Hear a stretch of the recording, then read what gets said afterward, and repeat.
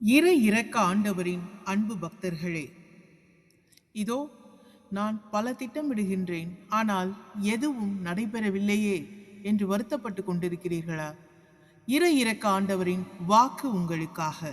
எரேமியா 29:11 அதிகாரம் இவ்வாறு கூறுகிறது: ஏனெனில் நான் உங்களுக்காக நினைத்திருக்கும் திட்டங்களை அறிவேன் என்று ஆண்டவர் கூறுகிறார். அவை உங்களுக்கு தீங்கு விளைவிக்கும் திட்டங்கள் அல்ல, மாறாக உங்களுக்கு எதிர்காலத்தையும் நம்பிக்கையையும் அளிக்கும் திட்டங்களே என்று இறைவசனம் கூறுகிறது.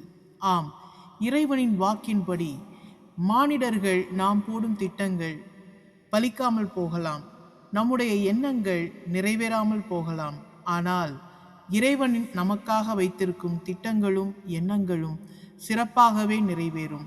வாழ்க்கையில் சில நேரங்களில் எல்லா கதவுகளும் மூடப்பட்டது போல் தோன்றலாம். நம் ஜெபங்கள் கூட உடனடியாக பதில் கிடைக்காதது போல இருக்கலாம். ஆனால் இறைவன் நம்மை மறப்பதில்லை. இறைவன் என்றென்றும் நன்மைக்கான திட்டங்களை வகுத்து சரியான நேரத்திற்காக அதை கொடுக்க காத்திருக்கின்றார். இன்று நாம் சந்திக்கும் சோதனை நாளைய சாட்சியாக மாறலாம். தாமதம் என்பது மறுப்பு அல்ல, அது இறைவனின் சரியான நேரத்திற்கான ஆயத்தம். ஆகையால் மனம் தளராமல் இறைவனை நம்பி முன்னேறுங்கள்.